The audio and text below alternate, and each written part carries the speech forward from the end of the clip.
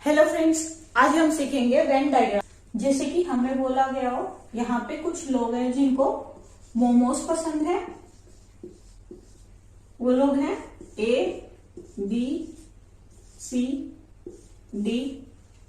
और कुछ लोग हैं जिनको फ्राइज पसंद है। वो है ई, एफ, डी और जी।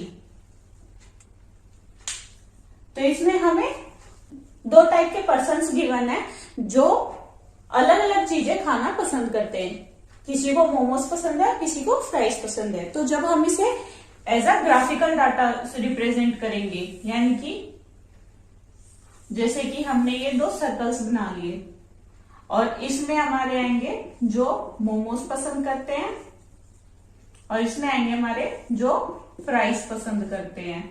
तो जो मोमोज पसंद करते हैं वो कौन कौन है? ए, बी, सी, डी। और इसमें हमारे आएंगे जो फ्राइज पसंद करते हैं, ई, एफ, डी और जी। तो इसमें हमें दोनों टाइप के पर्सन्स गिवन है। और जब हम इस डाटा को एक रेक्टेंगुलर बॉक्स में बंद करते हैं तो ये हमारा क्या हो जाता है? Venn diagram. ठीक है, हमने इस डाटा से इस डायग्राम को रिप्रेजेंट किया है। तो मान लीजिए अब हमें बोला जाए ये लोग एक ही किसी ग्रुप के मेंबर्स हैं जिनको मोमोज और फ्राइज पसंद है। तो अब हम क्या करेंगे? इनको लिंक कैसे करेंगे हम एक डायग्राम में? मान लीजिए किसी एक ही ग्रुप के मेंबर्स हैं जिनमें कुछ लोगों को मोमोज भी पसंद है, फ्राइज भी पसंद है। तो अब हम उसे एक ग्राफ में कैसे शो करेंगे? जैसे कि ये हमारा एक सर्कल था और ये हमारा दूसरा सर्कल हो गया। ये एक दूसरे से कनेक्टेड है क्योंकि इनमें कुछ कॉमन है। मान लीजिए ये हमारा मोमोज वाला पार्ट था और ये फ्राइज वाला पार्ट था। तो जब ये इनमें जो कॉमन था वो, जैसे कि हमारा इसमें कॉमन क्या था? डी। डी को मोमोज भी पसंद थे और फ्राइज भी पसंद थे। तो ये जो कॉमन पार्ट है ना हमारा बीच वाला, इसमें हमारा बी आएगा। क्यों? क्योंकि उसको मोमोज भी पसंद है, फ्राइज भी पसंद है। और जो बाकी के बच गए, तो अब हमें क्या बोला गया? जो जिनको सिर्फ मोमोज पसंद है वो कहाँ आएंगे? वो यहाँ आएंगे, ए, सी और डी। और जिनको सिर्फ फ्राइज पसंद है, ई, एफ, जी। अब हमें क्वेश्चन में अगर मान लीजिए पूछा जाए कि ऐसे पर्सन्स बताओ जिनको दोनों पसंद है, मोमोज भी पसंद है, फ्राइज भी पसंद है, तो हम कौन से बताएंगे? ये बी वाले। और अगर हमें बोला जाए कि हमें सिर्फ वे लोग बताने हैं जिनको सिर्फ मोमोज पसंद है, तो हम क्या बताएंगे? ए, सी और डी। और अगर हमें बोला जाए हम उन लोगों को बताएं, उन पर्सन्स को बताएं जिनको सिर्फ फ्राइज पसंद है, ओनली फ्राइज, तो हम क्या बताएंगे? ई, एफ और जी। ठीक है। वेन डायग्राम बेसिकली होता क्या है? एक graphical representation of any data और एनी सेट। जब भी हमें किसी भी डाटा को हम एक ग्राफिकल रिप्रेजेंटेशन यानी कि किसी डायग्राम के रूप में जब हम बनाते हैं तो हम उसे वेन डायग्राम बोलते हैं। तो चलिए अब हम एक क्वेश्चन देख लेते हैं। जैसे कि हमें ये क्वेश्चन गिवन है वेन डायग्राम का। इसमें हमें क्या बोला गया है? 25 स्टूडेंट्स ऐसे हैं जिनको मैथमेटिक्स पसंद है, 35 स्टूडेंट्स ऐसे हैं जिनको साइंस पसंद है और 6 स्टूडेंट्स इनमें ऐसे हैं जिनको बोथ पसंद है। ठीक है, तो हम इन्हें दो सर्कल से रिप्रेजेंट करेंगे।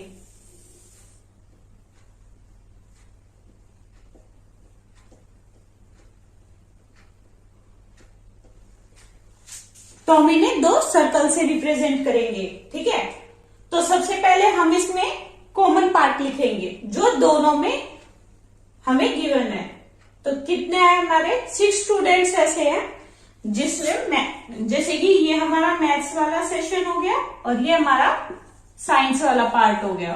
ठीक है, तो ये जो बीच में हमारा पार्ट गिवन है ये हमारा इन दोनों का कॉमन गिवन है।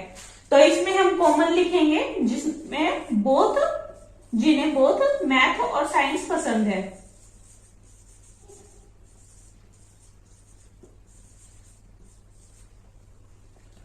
तो जिन्हें बोथ मैथ और साइंस दोनों पसंद, तो जिन्हें दोनों पसंद है वो लोग कौन है, कितने परसेंट है यहाँ पे, 6% ऐसे हैं जिनको दोनों पसंद है।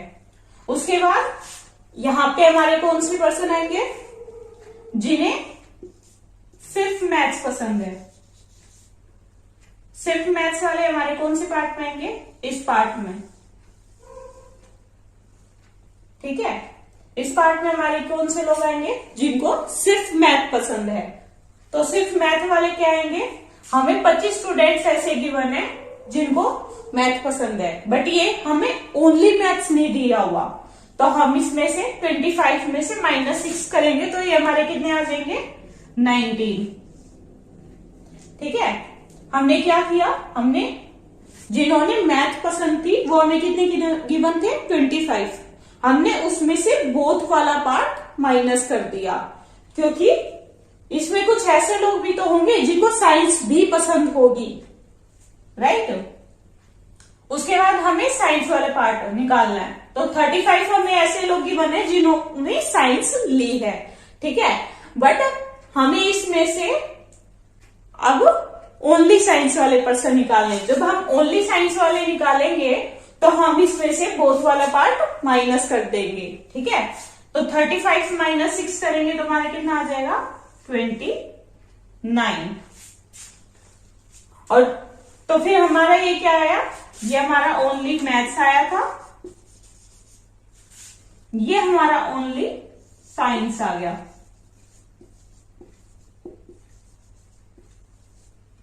और ये बीच वाला जो पार्ट, ये जो बीच वाला पार्ट है ये हमारा क्या है, ये बोथ कॉमन है। यानी कि इन दोनों, यानी कि इस बीच वाले पार्ट में कौन लोग आएंगे, कौन से स्टूडेंट्स आएंगे, जिनको मैथ्स भी पसंद है और साइंस भी पसंद है। ठीक है, तो हमारे ओनली मैथ्स वाले कितने आ गए, 19। ओनली साइंस वाले कितने आ गए, 29। और टोटल स्टूडेंट्स कितने आ जाएंगे हमारे, 19 + 29 + 6, क्योंकि हमारे कॉमन भी तो हैं जिनको दोनों पसंद आए हैं, क्योंकि हमारा ये वाला पार्ट भी तो काउंट होगा जब हम टोटल काउंट करेंगे। तो हमारा कितना हो जाएगा, तो जब हम इनका टोटल करेंगे तो हमारा कितना आएगा, 60। तो हमारे टोटल स्टूडेंट्स कितने थे, 60। आई होप आप सबको समझ आ पाया होगा। बाकी हम एक और क्वेश्चन देख लेते हैं जिससे कि ये अच्छे से क्लियर हो जाएगा। तो चलिए अब हमें क्वेश्चन देख लेते हैं। जैसे कि ये क्वेश्चन हमें गिवन है, तो इसमें हमें क्या बोला गया, एक क्लास है जिसमें 50 स्टूडेंट्स हैं। ठीक है, उसमें से 35 स्टूडेंट्स ऐसे हैं जिन्होंने मैथमेटिक्स चूज की है और 37 स्टूडेंट्स ऐसे जिन्होंने इंग्लिश चूज की है। और हमें इसमें पता क्या करना है, वो स्टूडेंट्स जिन्होंने या तो सिर्फ इंग्लिश चूज की है या फिर सिर्फ मैथमेटिक्स चूज की है। ठीक है, इसे हम वेन डायग्राम के थ्रू सॉल्व करेंगे।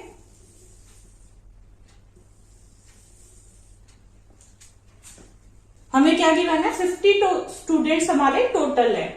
इसमें 35 हमें मैथमेटिक्स के गिवन है और 37 हमारे इंग्लिश के गिवन है। बट हमें इसमें ये इन्फॉर्मेशन नहीं दी हुई कि इसमें से ऐसे स्टूडेंट्स कौन से हैं जिन्होंने मैथमेटिक्स और इंग्लिश दोनों चूज किए हैं। ठीक है, तो 35 + 37 यानी कि हम इसे प्लस करेंगे। 35 + 37 हम निकालेंगे हमारा, तो हमारा कितना आएगा, 72। बट हमें टोटल स्टूडेंट्स कितने गिवन है, 50।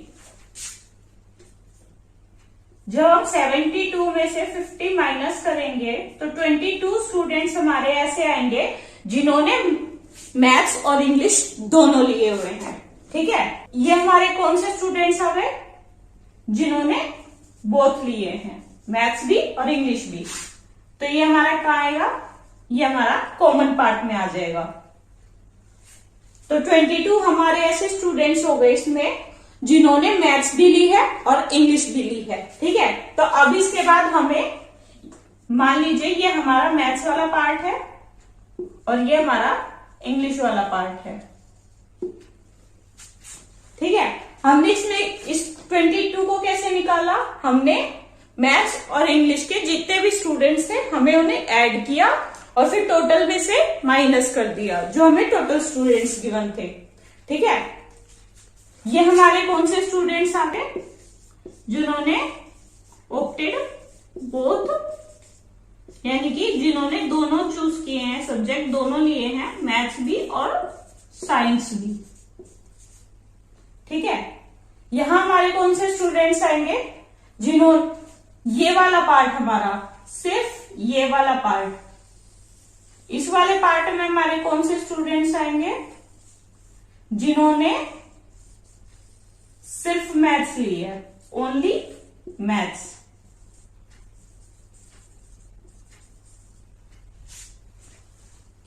इस वाले पार्ट में ओनली मैथ्स आएंगे। ओनली मैथ्स हम निकालेंगे कैसे, हमें मैथ्स के कितने स्टूडेंट्स गिवन थे, 35। तो 35 में से जब हम -22 करेंगे तो हमारा कितना आ जाएगा, 35 में से हम 22 माइनस करते हैं तो हमारा कितना आ जाएगा, 13। तो ये 13 हमारे कौन से हो जाएंगे, जिनको सिर्फ मैथ्स पसंद है। ये हमने निकाला कैसे, हमें मैथ्स के स्टूडेंट्स गिवन थे, हमने उसमें से बोथ माइनस कर दिया।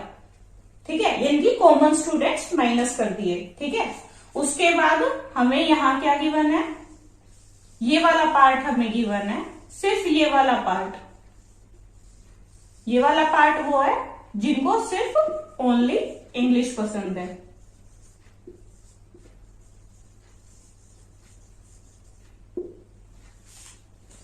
ओनली इंग्लिश कितने लोगों को पसंद, इंग्लिश कितने लोगों को बताया गया है, यहाँ पे कितने लोगों को पसंद है, 37 को। इसमें से हम उन स्टूडेंट्स को माइनस करेंगे जिनको इंग्लिश और मैथ दोनों पसंद है। तो ये हमारा कितना आ जाएगा, 15। तो हमारे ओनली इंग्लिश वाले कितने स्टूडेंट्स आ जाएंगे, 15। और जब हम इन तीनों को ऐड करेंगे तो हमारा आंसर क्या आएगा, टोटल स्टूडेंट्स कितने आ जाएंगे हमारे, 50। तो इसमें हमारे आंसर क्या है, ओनली इंग्लिश वाले हमारे कितने आ जाएंगे, 15। ओनली मैथ्स वाले हमारे कितने हैं यहाँ पे, 13। यहाँ पे एक और पॉइंट ऐड कर देते हैं, जिनको बोथ जिन्होंने सिलेक्ट किए हैं, मैथ्स भी और इंग्लिश भी।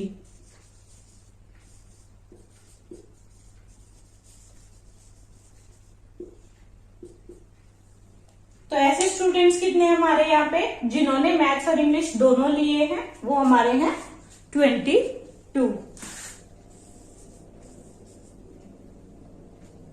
तो चलिए एक बार फिर से देख लेते हैं कि ये हमने सॉल्व कैसे किया। तो हमें क्या गिवन था क्वेश्चन में, 50 स्टूडेंट्स हमें टोटल स्टूडेंट्स गिवन थे। 35 स्टूडेंट्स ऐसे थे जिन्होंने मैथमेटिक्स चूज की थी और 37 स्टूडेंट्स ऐसे थे जिन्होंने इंग्लिश चूज की थी। उसके बाद हमें निकालना क्या था, या तो जिन्होंने ओनली इंग्लिश चूज की हो या ओनली मैथमेटिक्स या दोनों। ठीक है, तो उसके बाद हमने कैसे सॉल्व किया इसको, हमने क्या किया, जो हमें मैथ्स के स्टूडेंट्स गिवन थे और इंग्लिश के स्टूडेंट्स गिवन थे, हमने उन दोनों को ऐड किया। तो हमारा 35 + 37 हमने किया तो हमारा कितना आया, 72। 72 हमारा आंसर आया। बट हमें बोला क्या गया था, हमें हमारी क्लास में स्टूडेंट्स कितने थे, 50।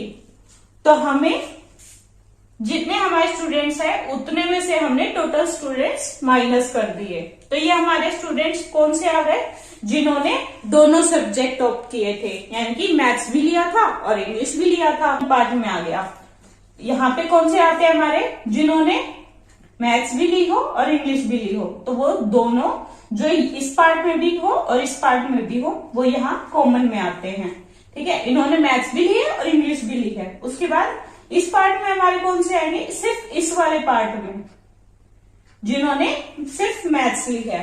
तो हम सिर्फ मैथ्स वाले स्टूडेंट्स कैसे निकालेंगे, हमें 35 स्टूडेंट्स ऐसे गिवन थे जिन्होंने मैथ्स ली थी। तो हमने उसमें से क्या किया, हमने उसमें से 35 में से कॉमन वाले माइनस कर दिए। 35 में से 22 माइनस किए तो हमारे कितना आ जाएगा 13। तो 13 स्टूडेंट्स हमारे कौन से हो गए, जिनको सिर्फ मैथ्स पसंद है। उसके बाद हमें क्या बोला गया, सिर्फ इंग्लिश वाले स्टूडेंट्स निकालने हैं। तो ये वाला जो पार्ट है हमारा, ये वाला पार्ट ऐसा है जिसमें हमारे सिर्फ इंग्लिश वाले बच्चे आते हैं, जिन्होंने सिर्फ इंग्लिश ली है। तो 37 स्टूडेंट्स ऐसे थे जिन्होंने इंग्लिश ली थी। तो हमें उसमें से 37 में से हमने कॉमन वाले स्टूडेंट्स को माइनस कर दिया, तो हमारा कितना आ गया 15। तो 15 स्टूडेंट्स हमारे ऐसे आ गए जिन्होंने सिर्फ इंग्लिश ली है। ठीक है, तो इसमें हमारा पूछा क्या क्या गया था, ओनली इंग्लिश। ओनली इंग्लिश हमारे 15 आ गए, ओनली मैथमेटिक्स हमारे कितने आ गए 13। और जो बोथ वाले पूछा गया था, ये बोथ यानी कि ये कॉमन पार्ट, यानी कि ये वाला पार्ट, यानी कि बोथ मैथ और इंग्लिश जिन्होंने दोनों ली है, वो कितने हो गए हमारे 22। आई होप सबको समझ आ गया होगा। Thank you.